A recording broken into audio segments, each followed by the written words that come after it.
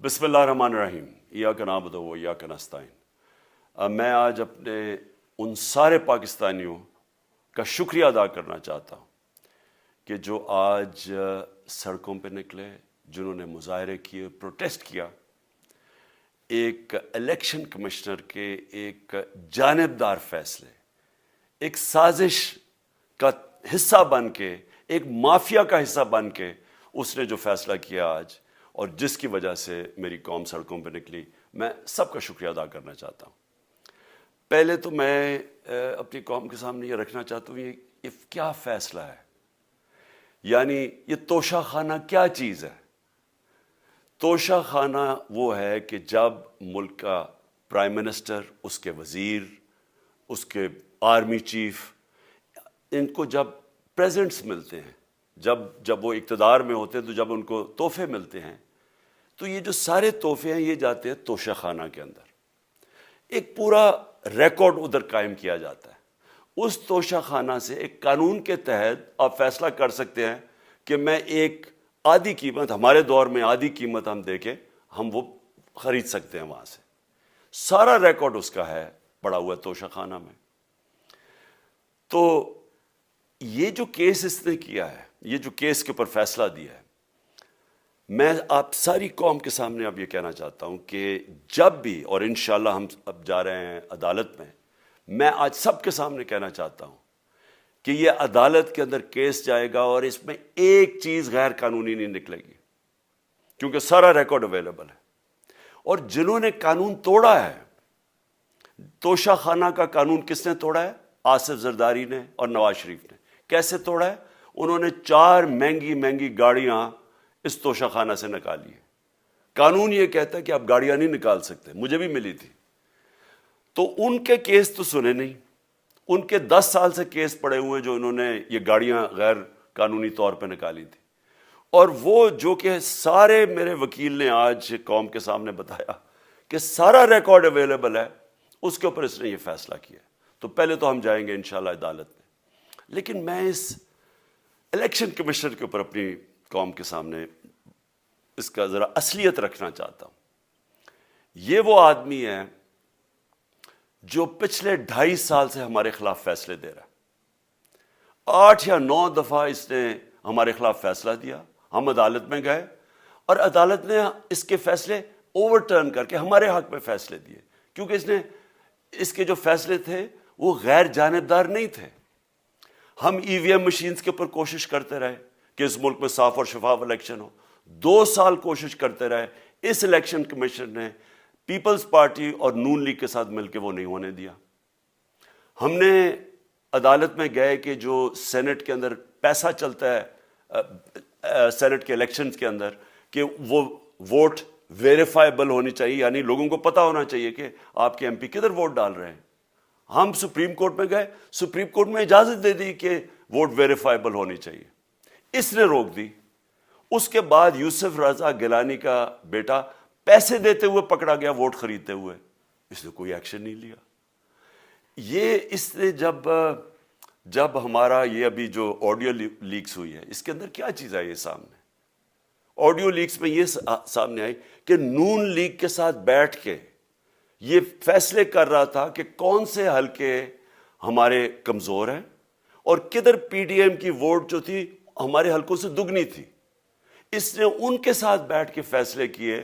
یہ جو ابھی حال ہی میں الیکشن ہوئے ہیں، اسی الیکشن کمیشن نے، اس نے پہلے بھی جب پنجاب کے بائی الیکشن ہوئے تب بھی پوری الیکشن کمیشن کی مشینری نے ان کی مدد کی، اور اس کے گورنمنٹ بھی پنجاب میں انہی کی تھی، گورنمنٹ کی مشینری نے بھی پوری مدد کی۔ اس کے باوجود دونوں دفعہ یہ الیکشن ہار گئے، اور الیکشن اس لیے ہارے کہ پاکستان کی قوم ان کو ریجیکٹ کر بیٹھی ہے، اور اللہ کا شکر ادا کرتا ہوں ہمارے ساتھ کھڑی ہے۔ جب ہماری گورنمنٹ گئی تب سے یہ مافیا کوشش کر رہا ہے کہ تحریک انصاف کو ختم کرنے کی۔ پہلے تو انہوں نے گورنمنٹ گرائی بیرونی سازش، پھر انہوں نے کروڑ روپیہ خرچ کیا، 20 یا 25 کروڑ روپے کی ووٹیں خریدی، لوگوں کو لوٹا بنایا، ہماری گورنمنٹ گرائی۔ اس کے بعد جب ہم نے مظاہرہ کیا، پرامن مظاہرہ، آئین اور قانون میں رہتے ہوئے، ہمیں آئین اجازت دیتا ہے پرامن احتجاج کرنے کی، ہم نے پرامن احتجاج کرنا تھا۔ انہوں نے جس طرح ایک بیرونی جو آج بھی وہ سائفر اویلیبل ہے جس میں واضح ہے کہ ان کو باہر سے مل کے انہوں نے ایک گورنمنٹ گرائی تھی. سب کو پتہ ہے سندھ ہاؤس میں 20 25 کروڑ روپیہ چلا اور گورنمنٹ انہوں نے گرائی. اس کے اوپر مظاہرہ ہم نے کیا 25 مئی کو. انہوں نے جس طرح کا ظلم و تشدد کیا ہمارے اوپر پاکستان کی تاریخ میں ایسے کبھی نہیں ہوا.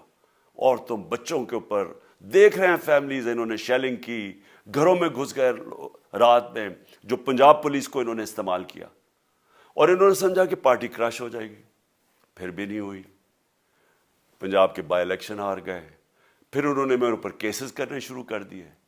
کبھی عدالت میں ایک کیس ہوتا ہے, کوئی 24 FIR ہے میرے اوپر. دہشت گردی کا میرے پہ کیس کر دیا. کیا کیس تھا؟ ساری دنیا میں رپورٹ ہوا وہ کیس. کیس کیا ہے کہ عمران خان کہہ رہا ہے کہ ریمانڈ پہ بھیجنے کے لیے ایک جس کے اوپر تشدد ہوا ہے, کسٹوڈیل ٹارچر ہوئی ہے شہباز گل کو, کہ ہم قانونی کارروائی کریں گے. اس کے اوپر دہشت گردی کا کیس کر دیا. تو پوری کوشش کرتے رہے نہ کسی طرح اس کو, کیونکہ میچ میں تو آپ کھیل نہیں سکتے تھے, تو عمران خان کو میچ سے نکال دو باہر. یہ شروع سے ان کی کوشش تھی. پتہ ان کو چل گیا کہ عوام آ گئی ہے کھڑی ہو ہمارے ساتھ. بڑے میں جلسے ہوئے ہیں, کبھی اتنے بڑے جلسے ہوئے ہی نہیں پاکستان میں. اور پھر یہ جو ابھی جو الیکشن ہوا ہے اس کے اندر پوری پلاننگ کرتے ایک کینڈیڈیٹ کھڑا کر کے پھر بھی ہار گئے. تو یہ مجھے پہلے ہی پتا تھا کہ انہوں نے اس کا رزلٹ کیا آنا ہے.